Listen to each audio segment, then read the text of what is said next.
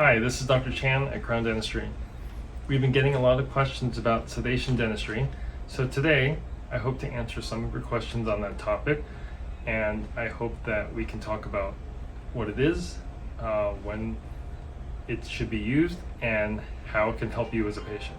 So sedation dentistry is what we do when we want to have a patient not be as aware when we're working on them.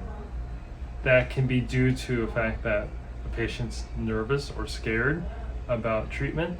It could be that they have a hard time sitting still or keeping their mouth open. It also could be that we just want to get a lot of work done in their mouth and they want to be more comfortable when that's taking place. Either way, these are all situations where sedation dentistry can be a huge help for our patients. So there are different levels of sedation that we use in our dental practice. The first level of sedation is nitrous oxide, commonly known as laughing gas. That's basically done when a patient just wants a little something to help them relax, but they still want to have basically complete control over what's going on and the situation. That involves attaching our patient to a nitrous oxide dispenser, and they'll generally breathe in the gas through a nasal hood or mask, and that happens when we're working on them. The second level is oral conscious sedation.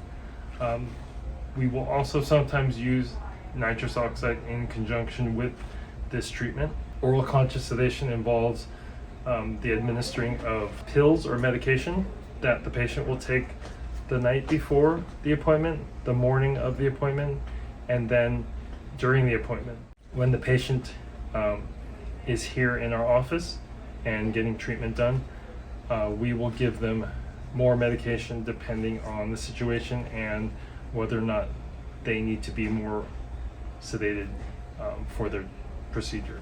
Another level of sedation above conscious sedation is IV sedation, and in these cases the patient is hooked up to an intravenous tube in their arm, and that is directly connected to a medication source, and in these cases the medication is administered to the patient through their blood vessels and directly into their circulatory system. The biggest difference between sedation dentistry and general anesthesia.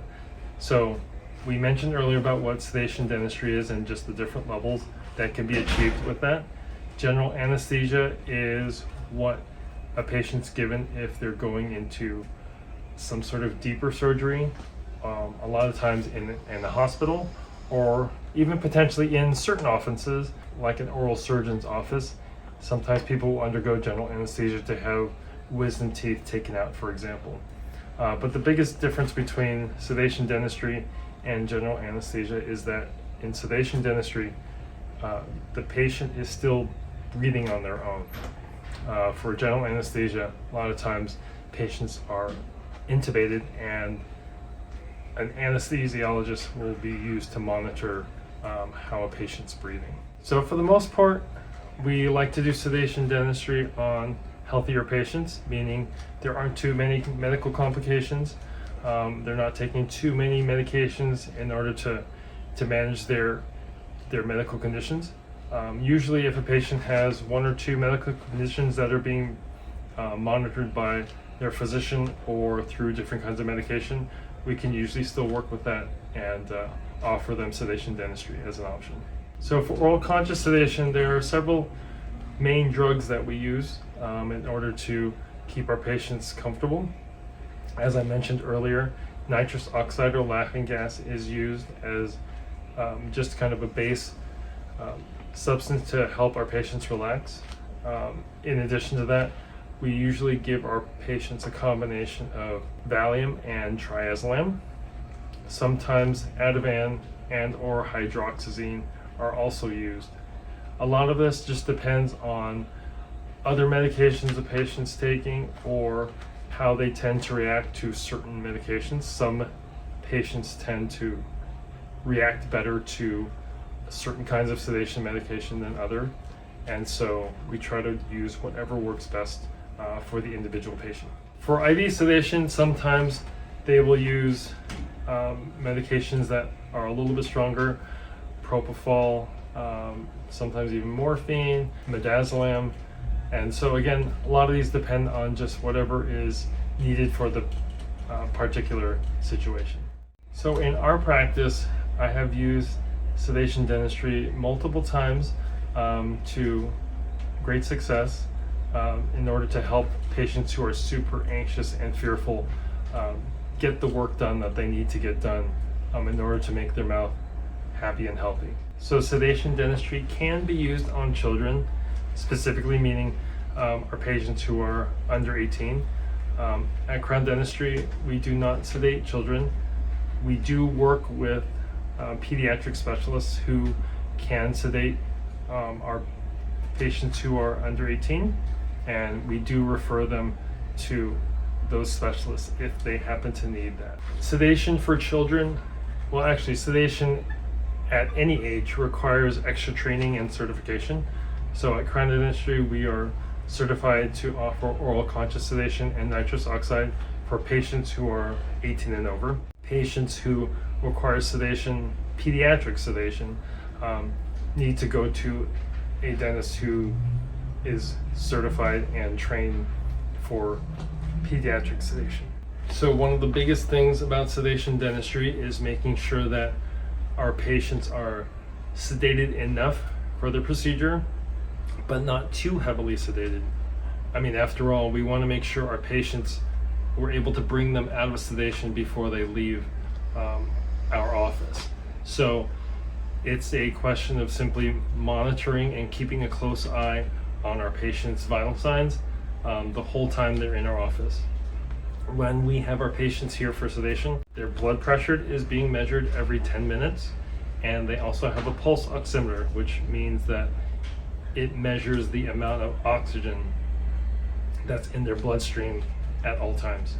So we want to make sure that whenever we're working on our patients, that they're getting enough oxygen, that their blood pressure is staying in a healthy range, and that they aren't being either too heavily sedated or too lightly sedated. We're basically looking for that sweet spot of sedation when we're working on our patients, and that just involves giving our patients enough sedation medication, but not too much.